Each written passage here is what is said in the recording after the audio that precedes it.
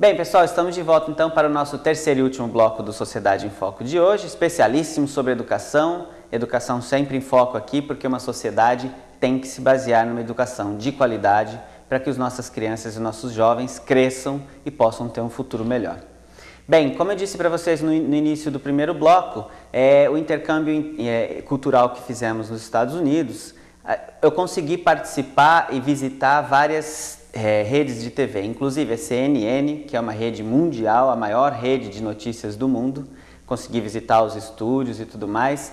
Visitei também a TV da Universidade de Valdosta, que é no sul do estado da Geórgia, e visitei também a WTOC, que depois, até por surpresa, fui entrevistado lá ao vivo e vou trazer para vocês depois então essa entrevista, que foi realmente muito interessante, falando sobre o intercâmbio e a experiência toda que tivemos lá nos Estados Unidos.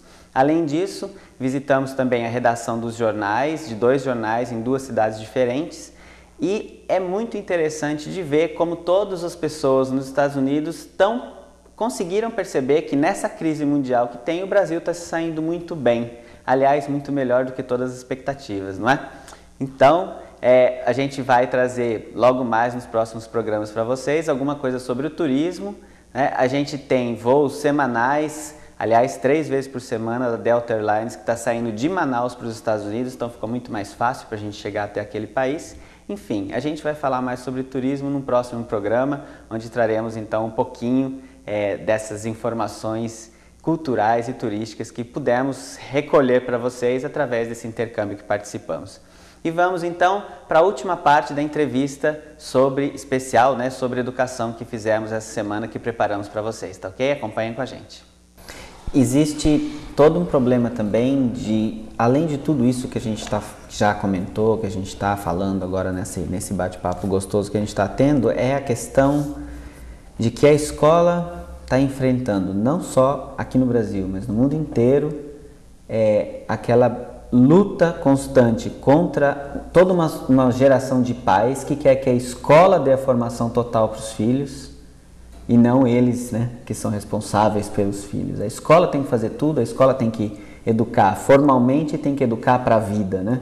E isso, obviamente, traz um peso muito grande nas costas dos professores, que você querer educar 30 crianças, 20 crianças numa sala de uma vez, querer que seja todo mundo igualzinho, respeite tudo, é utopia, isso não existe, a gente sabe muito bem disso. E aí a gente tem todos esses casos de violência, né? Educação e violência que está acontecendo em alguns países mais, como os Estados Unidos, que tem todos aqueles casos que a gente sabe de violência nas escolas, o famoso bulismo que está tão, né, em voga, comentado em todos os lados. Alguns países que têm muito esses problemas, por exemplo, a Alemanha, mas que não conta para ninguém, não deixa vazar informação para poder ficar com uma imagem assim. E a gente sabe que dentro da nossa escola brasileira também existe isso, né? Qual a opinião que o senhor tem sobre esse problema de escola, formação e violência dentro desse ambiente todo? Carlos e amigos telespectadores, né? Tanto a Constituição Federal como a LDB deixam explícito o seguinte: o artigo 205 da Constituição determina assim: a educação é direito de todos, dever do Estado e da família. Certo. E será incentivada pela sociedade organizada. Por exemplo, a igreja, certo, que faz parte dessa sociedade civil organizada, mesmo como uma entidade religiosa, ela também é corresponsável. Claro, sem tá dúvida. Certo?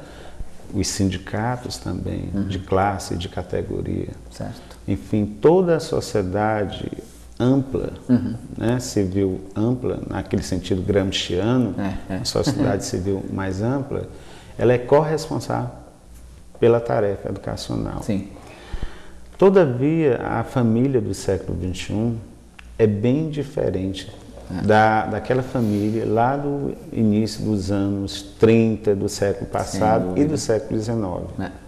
Por exemplo, a mulher, aquela mulher do século XIX, ela fica ainda por muito tempo no século XX, ou pelo menos até os anos 60 e 70, que é aquela mulher em que fica em casa, Certo. né? Vai cuidar dos filhos e, portanto, é a mulher da prendas do lar, né? Exatamente. Mas a partir dos anos 80 e 90, essa mulher se emancipa, entra no mercado de trabalho, uma concorrência formidável com o homem, né?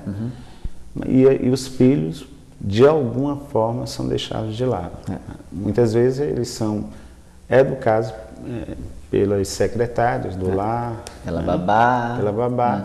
E mesmo com todo o esforço de colocar em boa escola, é muito diferente daquele modelo em que a mãe acompanha, o pai acompanha, Sim, né? sim. E isso pesa muito. E realmente você tem razão. Com a ausência da mãe ou dos pais, de forma mais significativa e presente na formação das crianças, a responsabilidade realmente é transferida para a escola. E ela aí fica sobrecarregada, aí nós voltamos à questão da formação.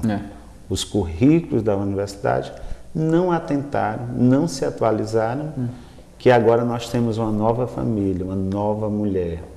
E a correlação de forças, né, ela foi alterada. E uma nova geração de crianças também, que estão muito mais ligados e querendo saber muito mais coisas, bem mais precocemente do que nós éramos quando pequenos, porque não éramos talvez tão estimulados pelos meios, pela mídia, por tudo que existe, né? E aí, quem fica no meio dessa história toda são os professores, né? Bomba do lado de cada família, bomba do lado de cada aluno, bomba do lado de cima da sociedade, da direção de escola e tudo mais, e o coitado do professor está ali no meio tendo que virar um polvo com braços para todos os lados, né? É interessante essa tua percepção, porque realmente é a percepção e o sofrimento, a angústia de todos os professores do Brasil, não é?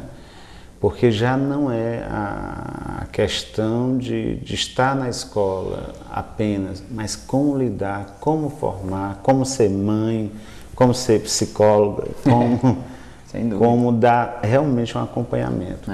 Só que tem um dado importante.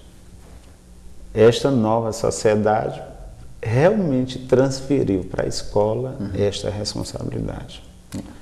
Nós, pais, transferimos e realmente se tornou um desafio para a escola.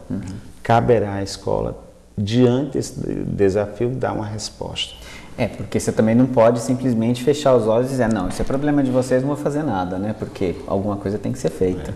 A gente tem, trabalhando com crianças menores e tudo mais, a gente acabou se deparando com situações do tipo, quando começa as férias, os pais chegam pra gente meio desesperados e falam assim, vocês vão fazer um curso de férias? Não, o que eu vou fazer com essa criança lá em casa? Né? E os pais estão perdidos, porque não sabem o que fazer. E quando volta das férias, graças a Deus, toma, o filho está de volta, está na escola, agora está tudo bem, porque foi um inferno ficar com essa criança lá em casa. Então você vê que é uma situação que o pai também não sabe mais o que fazer, né? Tem que trabalhar, tem que dar o sustento para a família, tem que educar o filho, tem que colocar comida em casa e tudo mais, e tem que lidar com a escola que está chamando os pais o tempo inteiro, ele não tem tempo de... Quer dizer, é uma loucura total, né?